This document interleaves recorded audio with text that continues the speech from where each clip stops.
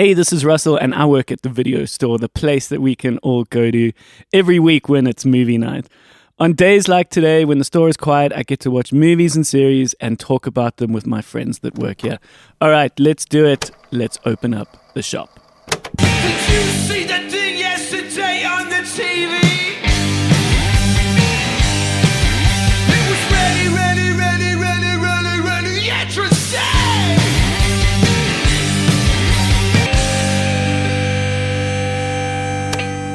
How's it, guys? Good morning, Russell. Hello. How are you guys doing? I'm good. How are you? I'm lekker, man. We've got ourselves a G-Force here, Hello. and we've got ourselves a Marigold, Hi. and we've got a Russell. Yeah. Welcome to the video store. Thank you for wandering into our video store. It's a bit chilly out there, It is a wee bit. and so it's warm and cozy in here. Yeah. With lots of movies and series. When not working at the video store, Graeme, you are an editor. Yeah. Correct. You also, I would like to say, produce this podcast. Is that Okay. a fair I'll assumption? take it. You edit it, you put it together, and I think Yeah, in the yeah. world of music, that's producing. Okay, cool. It's interesting how producing's got a different term. Yes, in music and film and TV, it means totally different things. In film and TV, you're like the money guy, Yes. the budget, the line item, the hiring. But in music, a producer is like very twirling the knobs, Yeah. making the actual edits, Yep. which is interesting. Mm. And Marigold, we're not working at the video store. You are a very talented tattoo artist Thank you. and an artist in your own right. Yeah. Are you doing more than just tattooing? I mean, I paint. I paint my flesh, which is the designs that I tattoo, which does make it a little bit different to have it all like handmade before I actually put it on people's skin. And you can sell that as prints, right? You can, yeah. Yeah. Cool. Lekker. And we're not working at the video store. I own the Bioscope, which is Yes. an independent cinema here in Johannesburg. And so we come together and do these shifts where we can talk about the movies and the series that we're watching. Today is a Clerks episode. That means it's just the three of us behind the counter having a fat chat. Later this week on Thursdays, if we've got a good guest episode, we will give you that as a nice little bonus. Yeah. This week we've got one, and it's a fucking goodie. No, honestly, it's amazing. A lovely, handsome, very talented chap by the name of Pity Bayers. Okay. If you know him, you love him. No, he's a really great dude. He's an actor who's been in a host of movies and series. And there's this really fun, exciting, kind of raunchy comedy that's coming out. It's a Showmax okay. original movie called Exy Perfexy. Right. And it sounds really good. And I know PT, he comes to the Bioscope every now and again. It's always great when I see him. Nice. You know those people who you don't know, but you feel like you know? Yeah. Yes. Because you're like, I kind of get this guy. Like, Yeah. we're on the same radio station frequency. And so it's going to be a great chat. So that's going to be this Thursday. But yeah, we've had a really good week this last week. Nice. We watched Bikeriders. Yes. We got the chance to see that a little ahead of time. That is now in cinemas. Cool. And it is coming to the Bioscope from this weekend, Nice. which is very cool. So I want to talk about Bikeriders. There's a few other movies, a few other series. Nice. Hey, we've all got lots to talk about. Yeah. The Bioscope had itself a magical week last week. Cool. We had two national treasures visit us. On Thursday, we had Barry Hilton, Yes. Yeah. the very famous stand-up comedian, Mm-hmm. who was also on the video store. Yes. And I looked back, it was as early as episode 78. Was it that long ago? It was last year, September. Oh, my Crazy. Lord. And his episode is one of the top 5 listened to episodes That's not surprising. of all of ours. So that was a great one. And then on Saturday, we had the cartoonist Zapiro. Cool. Okay. Because there is this documentary that's now been made. It's been this kind of passion project thing that's floated around for a few years. Okay. And it's finally finished. It's called The Shower Head. Because, you know, Yeah, his yeah. famous Yes. iconography of the shower head on top of Zuma's head. And it's a documentary about him and his work. And it closed the Durban Film Festival. Oh, cool. And then Durban approached the Bioscope and the Labia to do a special one-day Best of Durban selection, which happened on Saturday, and we screened The Showerhead to a lekker sold-out audience. I wish I went. Yeah, we had Damn. him and Craig, the director, present. It was very cool. Nice. And so I've apprehended him very politely about recording an episode. Okay, cool. Yeah. Because The Showerhead, for all those who missed it over the weekend, is going to get a proper run. Okay, cool. So from the 13th of September, it's going to be in cinemas, Oh, sick. including the Bioscope. And I'm Yay. excited. I think it's going to do well at the Bioscope. Tickets will be on sale soon. Not just yet, but Okay, soon. And then I want to have him on the show. So hopefully Yeah, I'm definitely. putting it into the universe. He seemed very open and cool. He was a very cool dude. Cool. So yeah. Should we play a little game of Hey Did You Guys See? Yeah. Okay. Who wants to start? What why don't once you're done dropping your phone, you can start. Okay. Let's do this. Hey, did you guys see the trailer for A Complete Unknown? No, I didn't. Do you know what that is? No. It is the biopic of Bob Dylan. Yes. Okay. Starring one Timothy Chalamet. Chalamet's playing Bob Dylan. Okay. It's like that young, scrawny Bob Dylan. Yeah.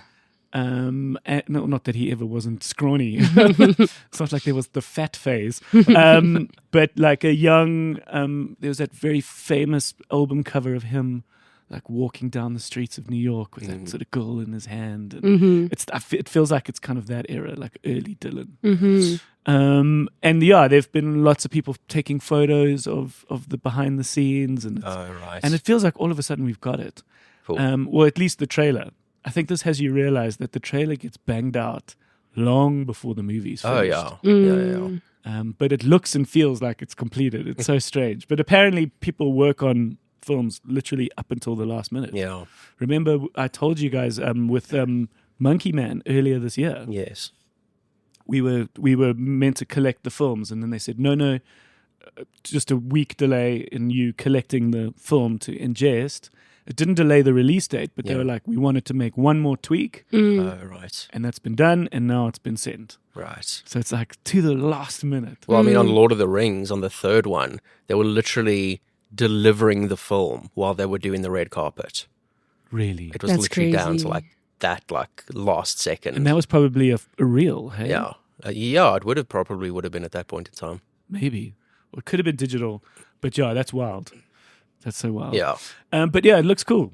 And it will come to cinemas soon. Yes. I immediately messaged the distributors and was like, when?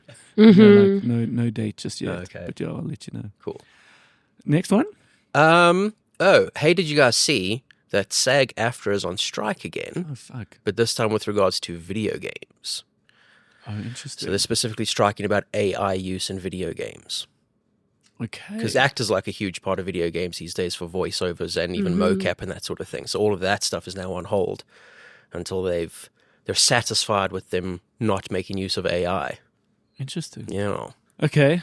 So But obviously it'll have probably a less noticeable impact than Then the main film and television mainstream one, film yeah. and television, But it's yeah. still significant. Yeah, so this is the body that govern the actors Yes. and their use of their face, their voice. Yeah. Okay. Interesting. Just for gaming. Yeah. Someone there's a guy Mundler, sorry. Yeah. We all know Mundler. He has been a guest on the video store, and he was mentioning that he spent some time in LA recently, and there was grumblings Okay.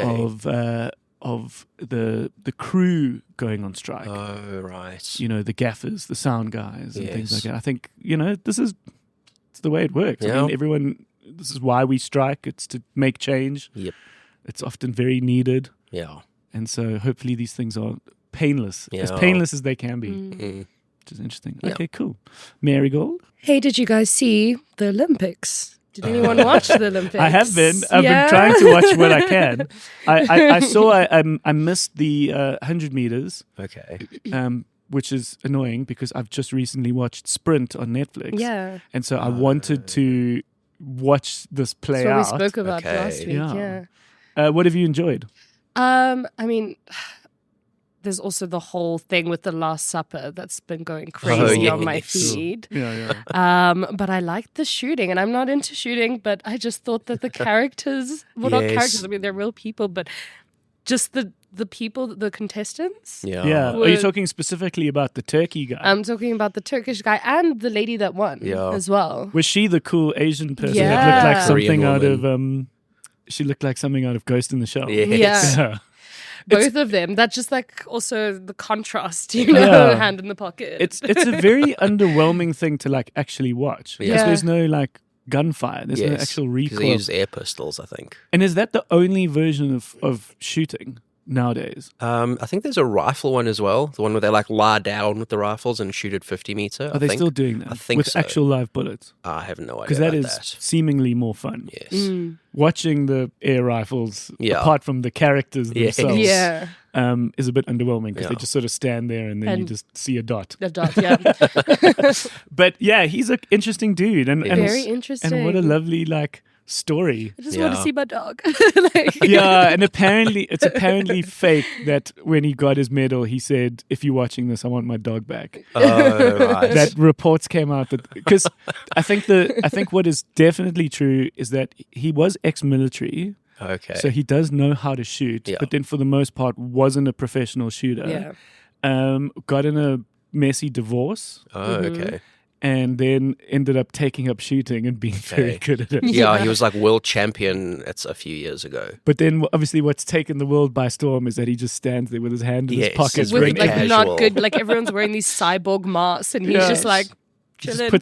puts his hand up and shoots. Yeah, Yeah, that's cool. I've got a great little fun fact for you guys. yeah. There is undoubtedly one sport in the Olympics that has the youngest Olympians.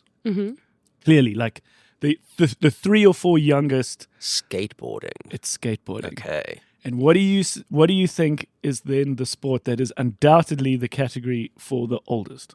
Oh, something where they don't have to run.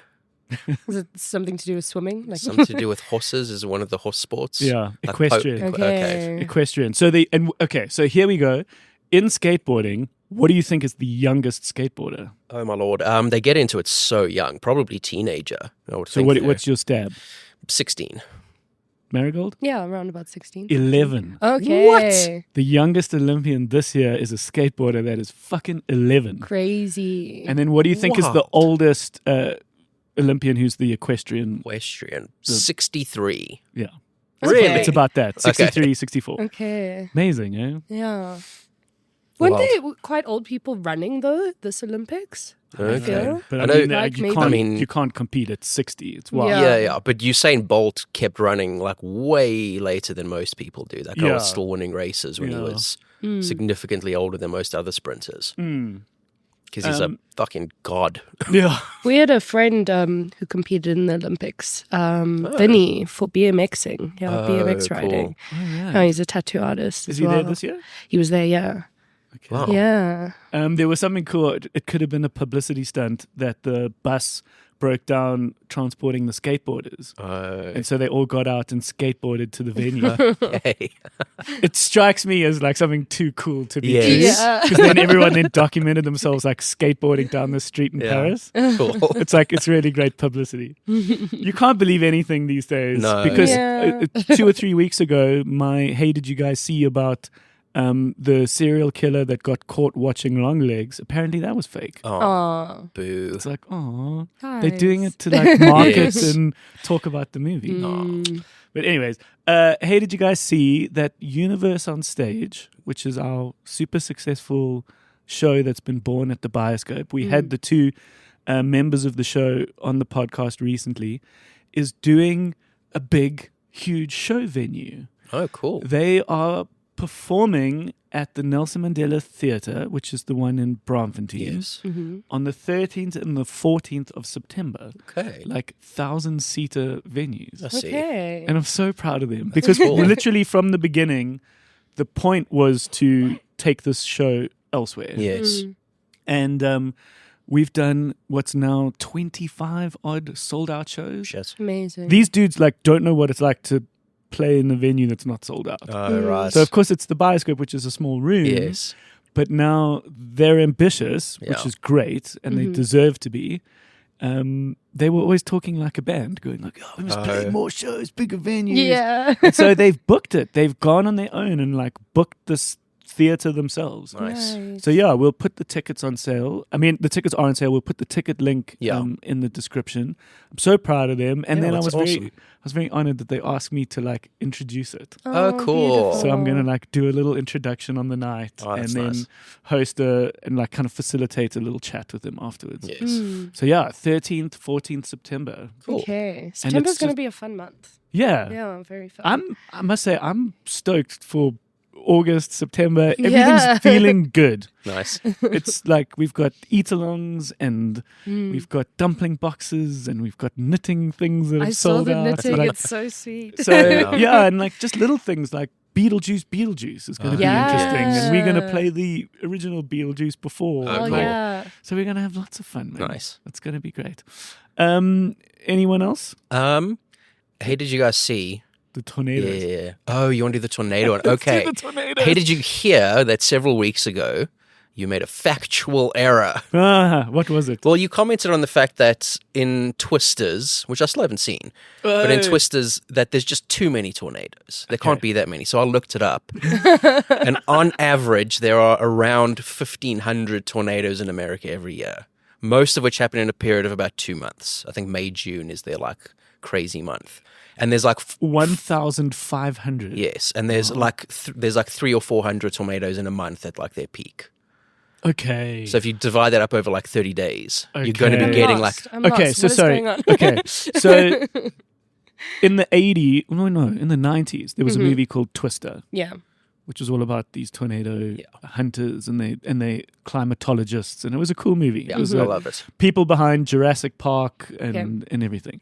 Now, decades later, they've brought out Twisters, which came out about a few weeks ago. Yeah. Okay. Glenn Powell, the woman from Where the Crawdads Sing, and it was like a reboot of this idea of being tornado people Yeah. and this love and this understanding and trying to understand tornadoes. And so we watched it in IMAX. Okay. Graeme unfortunately couldn't make the premiere. And while I was watching it, I was like, there's a lot of fucking tornadoes in this movie. Like, this seems stupid. Like, you don't get this many tornadoes. Yeah. Surely. Yeah. Because in the movie, it's like, and another one. And And, you're another like, tornado. really? Come on. Like, I know you're going to cut in between. The movie would be a hell of a boring if you're just sitting in a field waiting. Yes. Yeah. But, and they said in the movie, like, oh, this is a, strange sort of season and there's Yeah. something special happening to try and justify why there were so many fucking tornadoes in this movie. Yeah. But then Graeme has pointed out they are a crap load of tornadoes. Okay. Because I actually did want to do that fact check because I was like, Okay. I wonder how many there How many actually are tornadoes, because yeah. this is preposterous. Yes. Yeah. Turns out it was real. Yeah. Okay. Okay. Okay. Any other ones? I was going to say, hey, did you guys see? This is a follow-up to last week. That it's been reported, so we don't know if it's true or not. But Robert Downey Jr.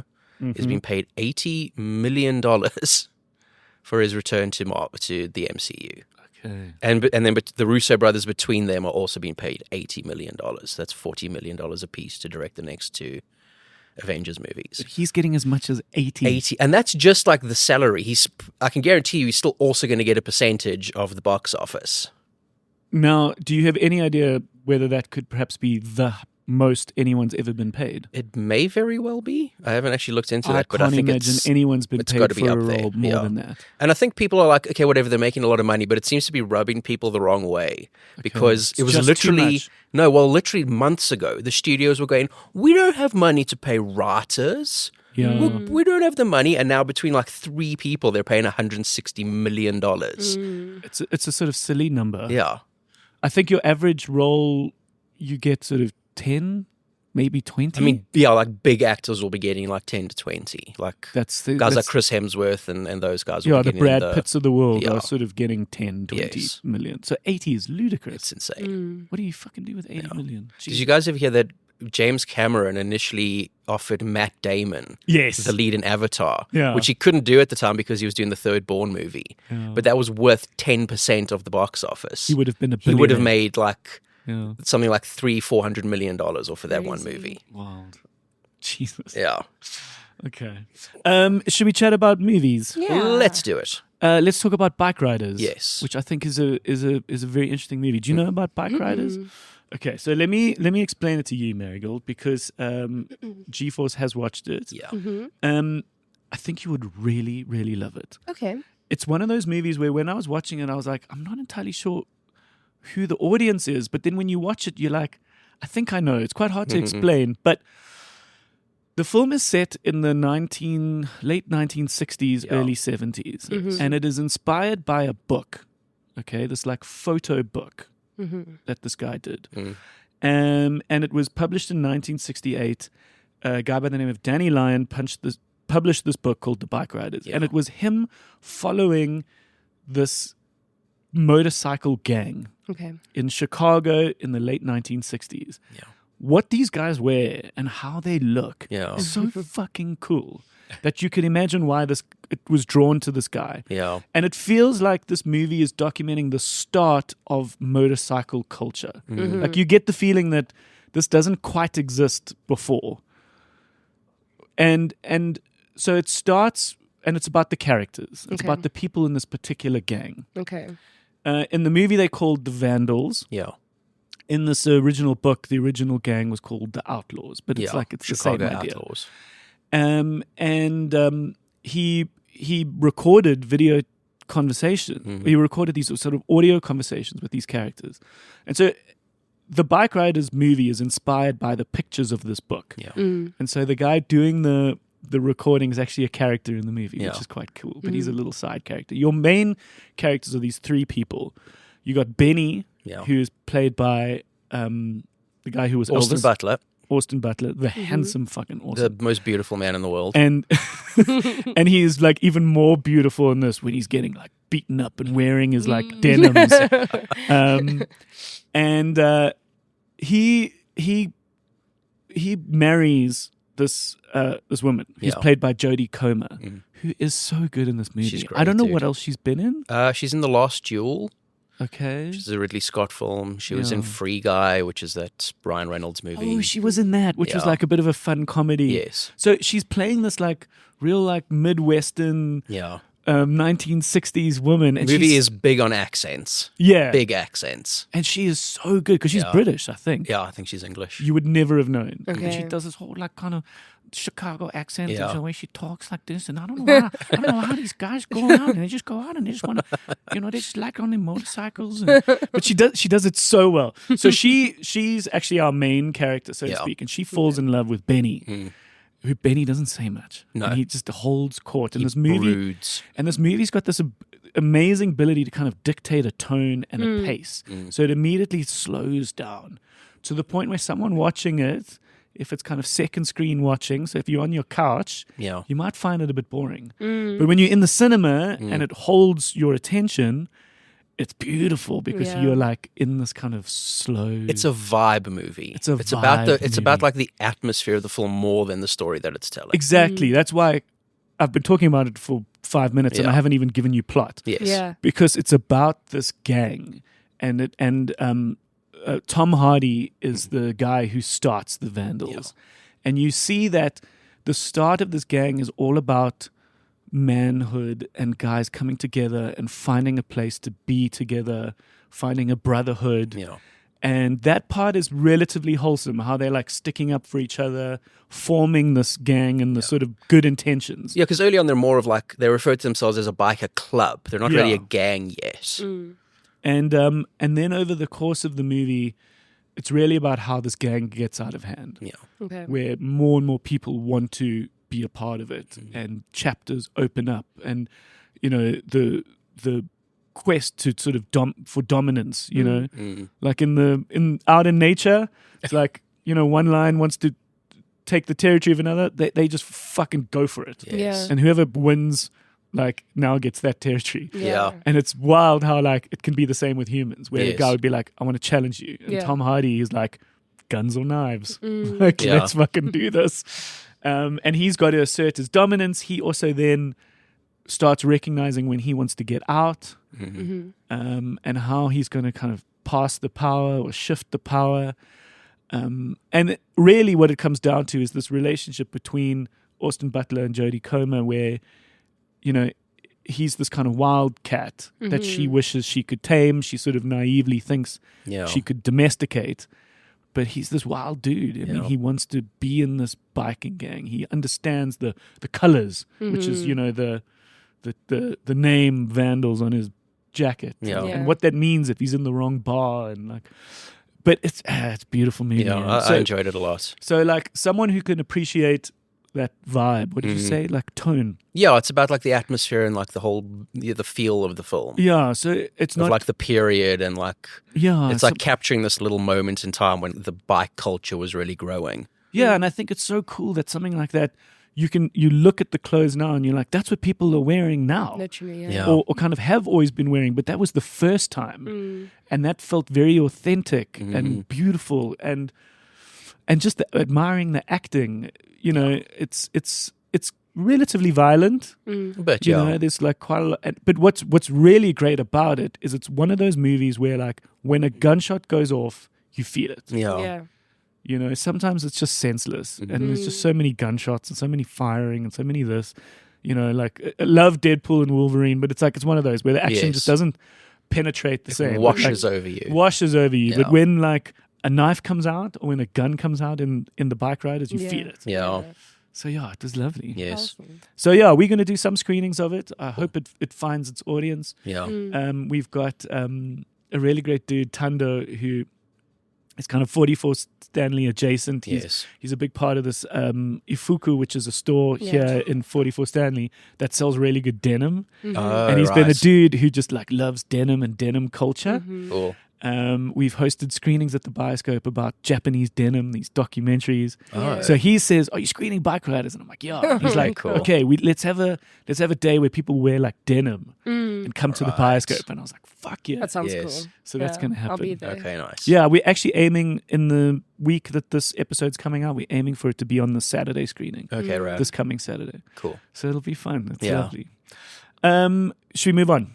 Other films that we're watching? Anyone else? A movie we spoke about last year quite a bit because we saw the trailer and everything and we were like, "Oh, this looks interesting." Was The Ministry of Ungentlemanly Warfare, Yes, which is a Guy Ritchie film. It's now on Prime Video. It didn't get a cinema release. In fact, it didn't get a cinema release in most places. Yeah. It seems like it was made for streaming. Yeah, I looked out for it because I thought that would be a cool Bioscope movie. Yeah. But it just never came. Yes, it's fine. Oh, because it looks cool. It is. It is cool. It's got a bit of that like Guy Ritchie-ness to it. What is it about? So it's based on the story of the first like covert like secret ops that were formed during the Second World War. Okay. Of these people who were basically criminals who were sent in to do like really dangerous shit. Yeah, it's got like a sort of Suicide Squad. Okay. Yeah, So but the premise, this which is actually happened. Like this is the This real is the version real of that. story. So their mission was to basically disrupt the supplies to the U-boats, which were the German submarines, because the German submarines were just like wreaking havoc in oceans because they couldn't see them coming and they were just destroying everything. So rather than taking out the U-boats, which they couldn't find, they were like, let's cut off their supplies Cool. so that they can't do them. So that's what this is about. Okay. It really hits the ground running. It's like the kind of movie. There's no like build up. It just begins instantly, and it doesn't take the time to take much interest in its characters. So it's maybe kind that's of where it gets lost. yeah. The one thing that saves it is it does have like an amazing cast. Yeah, the Cast main is The incredible. main dude is Superman. It's Henry Cavill. Henry Cavill. Yeah. And he's great. It's like it's kind of role we haven't really seen him in. He's like this rough around the edges, like real mean bastard. He looks really unhinged. Yes. Like in the trailer, you see him just like shoot like a whole group of people down Okay. with this like crazy eyes. Yeah. Yeah. And then like Alan Richardson, who's the biggest man in the world. Yeah, He's- he's that like sort of roided up Kendall. Yes, Yeah. he's enormous. And then I'm not getting a signal here. I want to look up the name of the guy. The guy who played Jamis in Dune. I don't know if you remember him. He was in the first one. I can see his face. He's in this, and he's amazing, dude. He has like just so much. He's from Nigeria. Yeah, 'cause he's a relatively unknown. like, Yes, he's been in a African few things here and there. actor. He's in like a new Star Trek show and that sort of thing. But he's one of those people that just have like presence, like screen presence. Yeah, And just like you just like watch this dude and you're like this guy's freaking cool. He's great in this. And Isa Gonzalez is really good. Oh, cool. Yeah, just in general, the cast is like the thing that elevates it more than everything else about it. And is it got that guy? It's got that Guy Ritchie. A bit of it, not so much Sort in of the way dialogue that it's shot, more in like unusual music choices and that sort of thing. Okay. So yeah, But it's yeah, so cool. Like, it's fun as like background entertainment. It's a good Sunday afternoon. Yeah. Yeah. Because it had the hopes of being like fucking awesome. Yes. Yeah. It like the trailer made it seem like, and it was cool. It had this cool name. Yes. The Ministry of Unlikely Gentlemen. Ungentlemanly warfare. Okay, there's its failure. No one could remember its name. Do you have a movie that you watched recently? Series. Oh, I cool. watched Eric. Okay. Okay. Before we get into series, can I do one more movie and then we'll talk series? Yeah, Sure. of course. As I logged it on Letterboxd, I saw that Graeme had watched it last year. Yes. I don't know whether you remember this, but Graeme did an amazing thing. Good old G-Force, who's with Yes. us today, watched a movie every day of last year. Yes, yeah. And this was one of his movies of last year. It's a documentary on Disney Plus Yes. called Finding Michael. Okay. And what it is it's the story of this guy. His name is Sebastian. Spencer. His name's okay. Spencer. And when he was very young, his older brother, who he loved and admired and was like his hero, died summiting Everest. It happened in like the 90s. And it really like, your hero, right? Died when he was like in his 20s, like mid-20s. He got to the top of Everest and was the youngest Briton to ever summit Everest, which means quite a lot because the first person to ever summit was British. So there's like Wasn't he from New Zealand? Edmund Hillary. Yeah. I thought he was from New Zealand. I thought he was British. I might be wrong. Okay, we both One of us is wrong. And okay, never mind. Let's scrap that little factoid. But he was the youngest Briton at the time to summit Mount Everest, and on the way down, crazy winds just literally had him like disappear. Like the Sherpa was like, he was behind me. I looked, he was gone. Okay. And this family obviously lived with this tragedy for decades until someone shared a picture with them of a body on Everest that had them believe this could be Michael. Matched the colors of what he was wearing. So this guy launches this project and this adventure, which obviously then became, hey, let's make a movie. Yeah. I don't know how, one decides this, or if he decides it, or someone says we should document this. And so the movie itself is them now going to Everest, or him going to Everest to try and recover Michael, his long lost brother. But I mean, 20 years of fucking snowfall. Yeah. Like, what is this body even going to look like? Yeah. And could it even be possible? I don't want to give too much away because it turns and moves in a pretty sweet and cool way. But what is really cool, and I'll mention this, is the fact that the original trip that the brother did was relatively well documented with camera footage.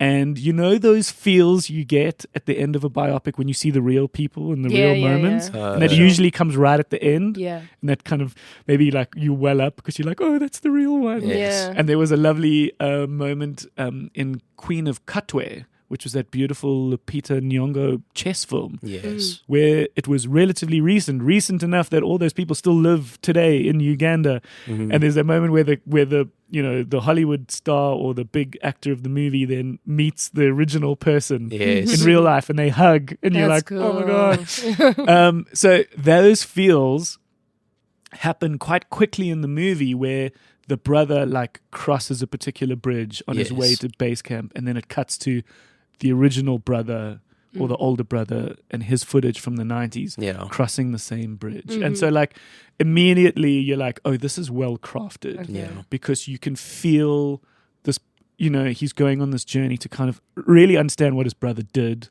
20 years ago. The footage now of Everest is like fucking incredible. And so this movie, like, if anything, gives you this beautiful idea of what base camp looks like, what these certain camps look like, because you're now seeing them in drone footage where most of the time we've grown up with like very little footage of Everest. So that gives you a great sense. And then what's very cool is this guy employs this arguably the most famous Sherpa. He's not a Sherpa anymore. Like, this guy employs one of the most famous mountaineers to lead the mission. Okay, and this dude is interesting. Yeah. His name is Nims Persia. Okay. And why I immediately knew this and knew everything about him is that Nims has a series. What's a film? I think it's just a film. Okay. Called 14 Peaks. There is a film about him. Yes. Okay. Which is on Netflix, which I fucking strongly suggest everyone watch. The big threshold is 8,000 meters with a mountain. Above 8,000 meters, you're in what's called the death zone, which is that there's so little oxygen, you'll die. Yes. You need to either be quick, a freak of nature, or oxygen tanks. And so the 14 peaks that are above 8,000 are the highest in the world. And there was a mountaineer who had done all 14, and he was considered, the greatest. And he did it in a period of time. I forget how long it was. Nims Persia, who's the fucking fittest, craziest mountaineer dude you could ever imagine, goes and claps this in 7 months, which is completely unheard of. Yeah. It's got such a good name. Yeah, Right. Yeah. He was like a sort of Nepalese special forces guy, and you Right. see his history. And these dudes are obviously super acclimatized to these high altitudes, but he was part of like a very special elite force that were considered some of the best and fittest and strongest soldiers in the world. Yes. And in 14 Peaks, because that's the name of the documentary, some of these peaks, they do like hungover. Oh, really? They do, and some of them they even do almost twice because halfway they have to save someone. Oh, geez. It's such a great film. It's so cool. And then also right at the end, once he's done it, there's a little press conference and he goes, let's be honest, if I was a Westerner, there'd be more people. Oh, yeah. And it's like a little like heartbreaking in that sense. But he's now, since that, become quite famous. Okay. And so it was cool that Spencer hires him and his team of very experienced dudes to go up there to look for Michael. Yeah. And then I don't want to give more away. Yes. It's a great film. Yeah. Finding Michael on Disney Plus. It's also a nice Sunday afternoon. Yes. Should we get into series? Sure. What do you want to chat about, Marigold? Eric. Yeah. Gad brought it up a few episodes ago. Yes. I was shocked. I was very shocked by it. Eric is kind of reminded me, I think it's called Happy. Yes. It kind of had that kind of vibe with an imaginary friend. What's the back of the box? Back of the box, it's Benedict Cumberbatch. When Benedict Cumberbatch. When my sister got a cute little Maltese poodle, I called him Benedict Fluffy Patch. Right. It's his acting in it is absolutely phenomenal, and he has a kids show with puppets. Okay. Kind of Muppets, Jim Henson-y kind of vibe. And his son creates this character for the show called Eric, who's this monster. And his son goes missing, and the whole story is basically him trying to find his son. Okay. Right. But And he then uses Eric manifests as a sort of imaginary Exactly. character. Yeah, so it's very dark.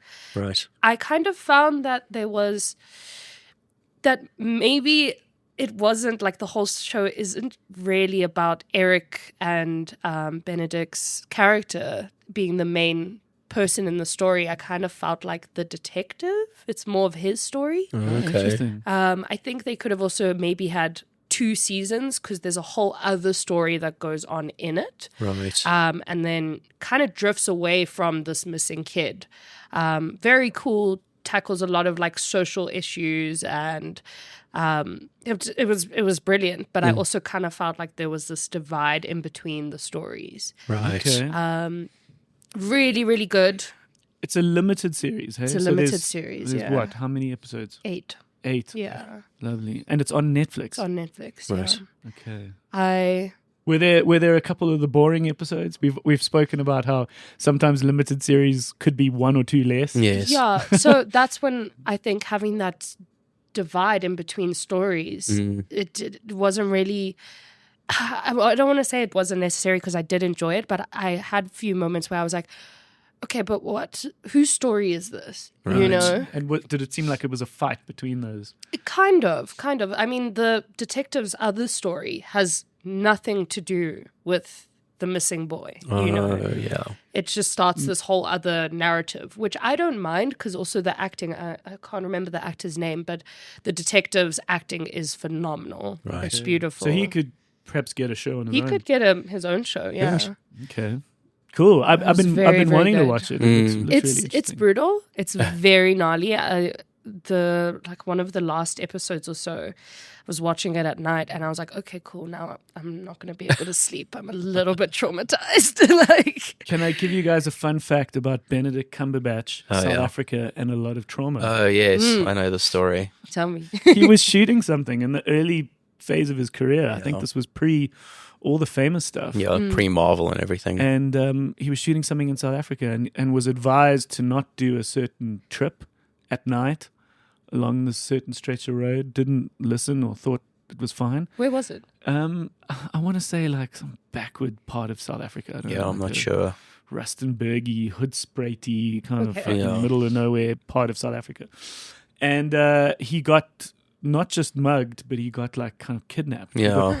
He got put in the boot of a car in South Africa and got taken somewhere. And Oh, no.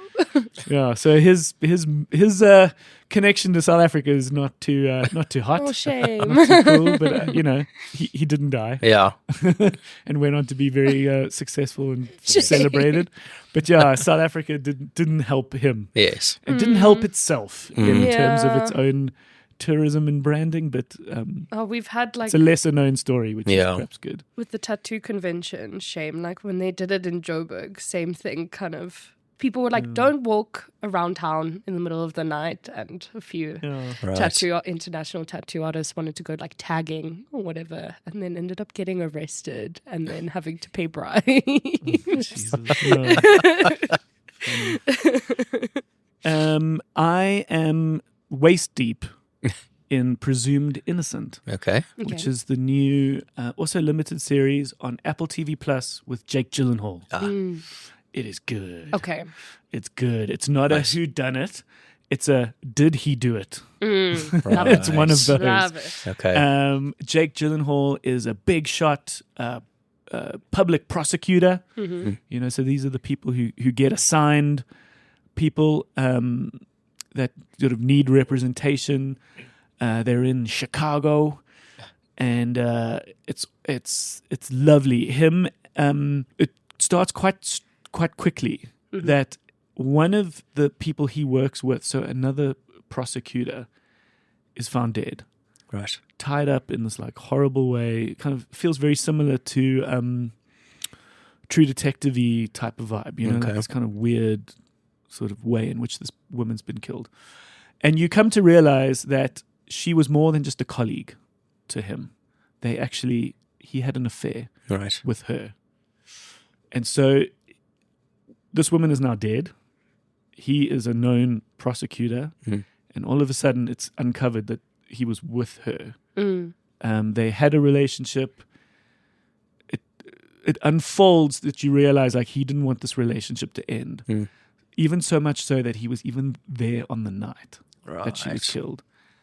And all of a sudden, this thing turns in such a way that he now is suspect number one. Right. And he knows, this is what's amazing, is that he knows how the system works because he's been in it. Yeah. Right. And so he knows, so like when someone says, are you going to be arrested? He's like, it's not a matter of if. It's like, I'm going to be arrested. Yes. This is, and when he knows how like things have been, you know, his house got seized and they took everything, he's like, they are going to find the texts and the emails that are going to show that I was obsessed with her. But I Right. didn't kill her. I didn't kill her. And he goes on about I didn't kill her. So I haven't gotten to the end. Okay, so cool. that's cool. I can't give any spoilers or allude anything wrong. But he he acts his fucking pants off in this movie. Cool. And he actually also literally takes his pants off because he makes love to this woman, and you see it, and it's very cool to show the intensity of their relationship, and it's great to show the subtlety of his character and the nuance of his character, where he could have this deep love and lust for this woman who's now dead, and still love his wife and have these kids, and just know that he's fucked his life up just by having this relationship. And of course you just know more is gonna unravel, and I don't think you're gonna know until the very end whether or not he actually did kill her or not. It reminds me of that one that Hugh Grant did. Okay. There was a limited series with Hugh Grant where he started playing the baddies. And you don't. He's also the husband that you think couldn't have done it. Yes. Until the very end. Right. It's like, wow, it's so good. But yeah, spoiler alert on that. So that's maybe not name what that was. Okay. But yeah, I loved it. Or loving it so long. But you can also do it in small doses. I don't want to binge the whole thing. Otherwise, you'll feel a bit sort of hollow inside. Yeah. Because it is a sort of this kind of slow trudge. Okay, cool. But very good. Nice. Presumed Innocent on Apple TV Plus. Cool. Okay. Anyone got anything else? It's terrible. Yeah. Yeah. Let's hear it. No, let's hear it. So Yeah. bad.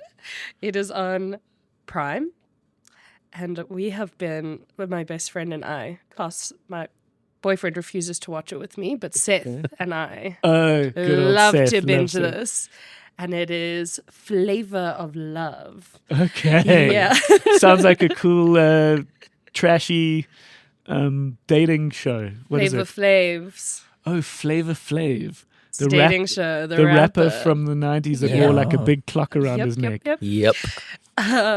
And it is probably it's such a bad time capsule. Okay, well, wait. So is it old? It's old. Okay, so it's happened already. It's happened already. And now it's just being syndicated because someone There- is like, this is too good to not bring out now. Okay, pretend you are pitching this show to us as commissioning editors. Okay. Okay, so dating show. Who we got attached?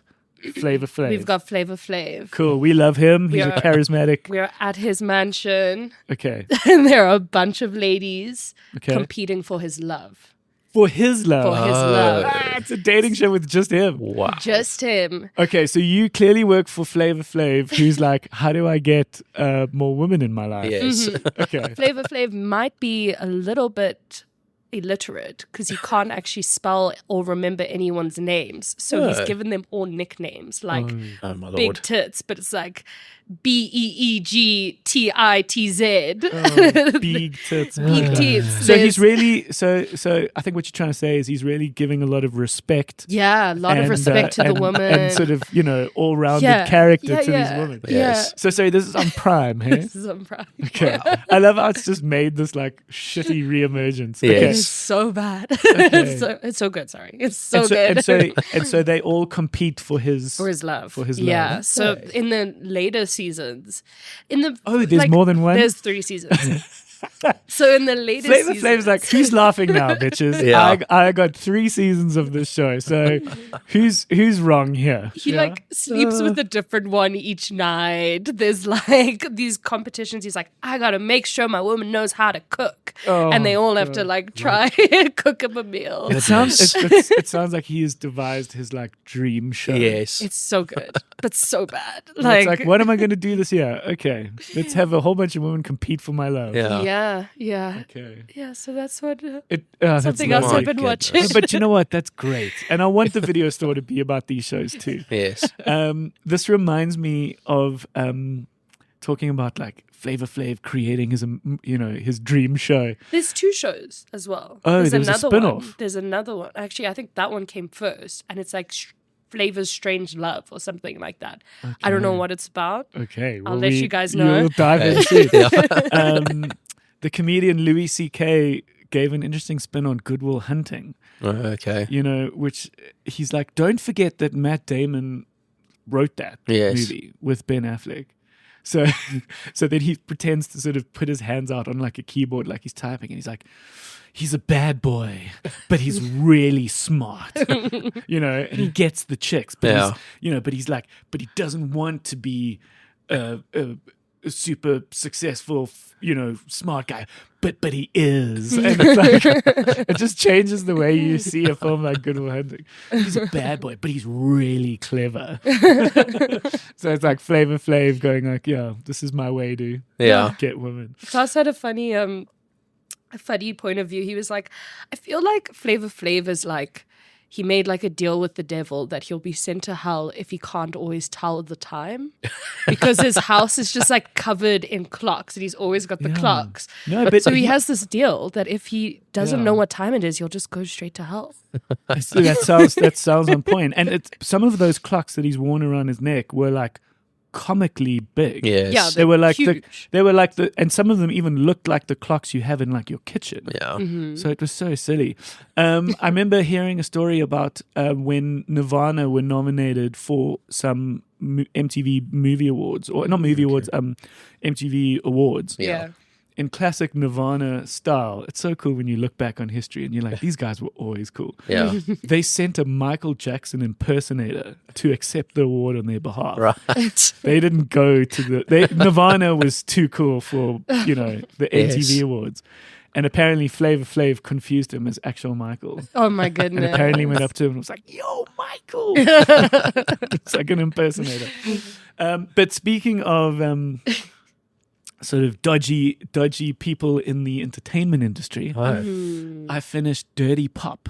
Okay. Oh, I Which is saw. on Netflix, I saw Dirty Pop. which is It's been lovely. recommended. Right. It is so good, and what it is it just delves into the sort of ambiguity and the weirdness and the dodginess of not just the entertainment industry, but like wealth in general, Okay. and just the complexities of these kind of like Trump characters, where it's like they seemingly have so much money, but they don't. But everything's tied together by this string.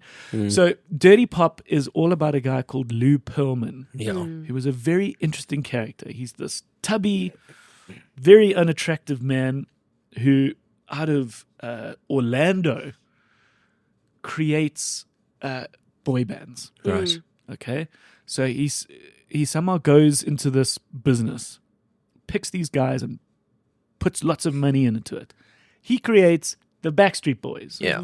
which go on to be fucking successful.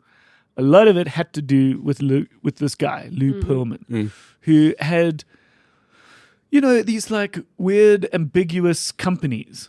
So everyone was like, it's airplanes, right? It's got something to do with airplanes. It's called Transcontinental, and it's all about. We don't know how he gets his money, but he was flying these guys in jets and putting them up and sinking all this money into Backstreet Boys that sort of helped create the illusion of like these guys are successful. Okay. And they went on to be successful. Yes. He then realized, every Coke has a Pepsi, so there'll always be this kind of competition for this kind of band. Why not create the competition? So then he put together another boy band, which was NSYNC. Yeah, insane. So this guy became the sort of mogul of boy bands. Then, I don't want to give too much away, but I just want to get to the meat of what this show is, just so that you can kind of understand it. They realize there's more to this dude, and there's more behind it, and there's some dodginess, It's seedy. and eventually these guys, the bands, sort of buy their way out of Lou. Okay. He goes on to do other stuff with other bands, but then he's also got all these other businesses, and he's like, at one point he's in Blimps. Did he only have boy bands, or was there did he work at all with girl bands as well, like little There were girl a few, groups? I think he tried. There's even this point in the show which addresses what you're thinking, which is Yeah. like, is there like a weird sexual thing going on? Okay. Because he kind of comes across a bit asexual, but does he like these little boys, or like what's the deal? And like, so there's like a little bit of that, and I'll let you get to the show to when they get to it. But effectively, what it comes down to is it comes down to the investigation and the mystery around this dude and his wealth and what chaos these kinds of people bring into the world. Right. and this complexity of like, but we wouldn't have had the Backstreet Boys without him. Yes. But he brought so much pain, and it's really Yeah. interesting to Right. think about. Okay. And I left that with my theory going, there would have been a Backstreet Boys. It wouldn't have looked like them. Yes. It wouldn't have been that name, but that would have happened. Yeah. He just was the guy that created that particular band that looked like that. Yeah. But it just exposes the whole thing of like Ponzi schemes and just how this whole Okay. monster sort of like feeds in this money that, how it all works and the subtlety So of spooky. wealth. And it's important. And I just love the fact that we are watching this kind of content now. Yeah. Right. There Where- was that Jimmy Savile docu on Netflix that was right. also like, whoa. Yeah. Okay. Yeah, and we watched the Bernie Madoff one, which was a little more complex because it just had a little bit to do with finance more than, what made this more interesting was the fact that around this guy were famous stars like the Backstreet Boys and Yeah. NSYNC. And you realize he used those people to unlock other money and other people, because it was like, oh, you could fund my whatever business, and if you come to the show, you can meet NSYNC. Yeah. Right. And so he was because he was circling himself with these famous folk, that allowed and unlocked and created this mystery. And Right. it's very interesting. Just shows you, it explains Trump Yes. a lot, because when there is this air of celebrity and when Yeah. you're in the presence of someone famous like that, people lose their mind. They go different. They would give money, or they just love the idea of being close to Right. someone famous. And of course, Trump had that. He Cult was, of he personality. was a celebrity. He was a known person before he was a Epstein politician. as well. Yeah. No, it's creepy. and Netflix weird. is a spooky place. Yeah, but I think what's cool is that we're at least looking back on these people, we're dissecting it, Yeah, I and, love we, it. and we're creating great. these blueprints where perhaps other artists being signed today to people that look similar are Yes. going to ask certain questions. They're Yeah. going to be smarter. They're going to question things. They're going to go, is this guy a And Lou have more Pearlman? of a Yeah. voice, I guess, than Yeah. the victims previously with all these creepy guys. Yeah. It's like No, now we have more of a voice. You've got social media. and so all some that of jazz. some of these guys sort of were close to him. I think he was obviously quite a personable, Yes. friendly dude. And so it's just so weird. Like throughout this show, you're talking about big financial schemes and structures, but it's sort of littered with these like handsome boys going like, I didn't know he was doing this. Yeah, and so like shame. these like famous celebrities are sort of in amongst this show Yes. talking about their relationship to him. It's really weird. One other little aspect to mention of Yes. Dirty Pop, which I think is so cool, Oh, yeah. in a show made in 2023, 2024, whenever this show was put together, is that they're using AI Yeah. in I think, a very cool way. Okay. And they do give you a disclaimer, Okay. but That's if you're cool. not looking, because maybe you're on your phone or distracted, Yes. it actually caught Les by surprise, and I actually had to explain to her. Yes. They have this footage of Lou Pearlman talking to camera for something. He must have done it at some point in his Yeah. career. Lou Pearlman then also wrote a book about his career. Okay. I don't want to give too much away, but they don't have access to Lou Pearlman Yeah. for the making of the show. So the question is like, how do you get his voice Yeah. to narrate certain key parts of the show? So what they did is they took this footage of him that is like a single shot looking at him, and they have taken passages from his work, his book, and put that into AI with his voice and the lip syncing to change like a kind of a deep fake on his own face, Yeah. so that for the purpose of the show, he can narrate sections of his book for the TV show. Yeah. Oh my goodness. And it's such a smart device because in a way it's him. And legally? Can they Who knows? They've Yeah. obviously done it. Yes. Yeah. So like, obviously some part of it is possible. all of it just sounds like if I was him, I'd be like, okay, this The is argument is like it's his words. Yeah, if it's there's his passages work. from his book, they must be Yeah. getting permission from his estate or whatever. And no part of what they make him say is necessarily a problem. It's just necessary for him to be telling his story. Yeah. okay. Um, So like they have him incriminating himself in some way with yeah, made up. Yeah, they're not doing anything that's going to Yeah, ruffle it's feathers his necessarily. words. They And just- it is his words. Okay. But it's like, what a Hectic. fucking time to be alive.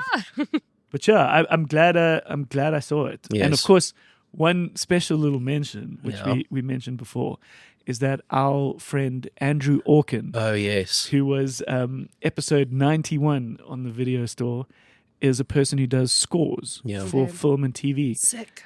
It's my dream job. He scored Dirty Pop. Cool. Okay. Right. This is like one of those projects that when we spoke about, Yes. when we had him on the show, he can't talk about or mention. Or, Yes. lots of and he said, lots of stuff's in the works, and you never know when it's going to finally make its way out. And so we're proud of him. I've been friends with him for a long time, so very proud to see like him doing something that like lots of people are going to see. Yeah. because it's going to be such a little star on his CV. Yes. Because people would be like, oh, I remember that, because it's like number one around the world. Yeah. Yeah. So, and he does a great job. He builds the suspension when there needs to be. And so, Nice. so for all of those who haven't seen Dirty Pop yet, and you've now listened to us chat about it, listening to it, being more conscious of the score is actually quite a nice That's little beautiful. extra way to enjoy it. Right. I'll watch it tonight. Yeah. Yeah. Is there any other one that that guys want to mention? I don't think so. I think we've had ourselves a good fat chat. Yeah. Yeah. Thank you for the day, guys. Thank you. Thank you for a nice little hangout. Yes. And thank you for listening thus far, everyone. Our home base is thevideostore.co.za.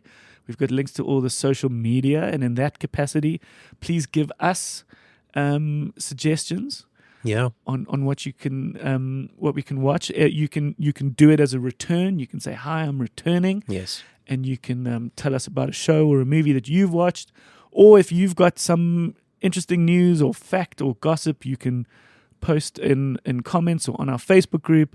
Hey, did you guys see? Yeah. And we'd love to hear from you. Oh, and on Discord, Cole started a Discord. Yes, thank you. I'll get a link from him and put it in the description. Yeah, it's a little part of the internet I've had nothing to do with. Same. And I'm quite excited about that, because I know that for many this is a go-to platform. Yeah. And we need to be everywhere, so that's cool that we've got that. And as I said, Thursday episodes do happen when we have a good guest, and Pity is going to come through. Cool. Pity Bears, he's a fucking lovely dude. I must say, I'm excited for this one. Nice. I think it's going to be special. But yeah, thanks for listening. Yeah. and we'll see you guys soon. Bye-bye. Cheers. Bye bye.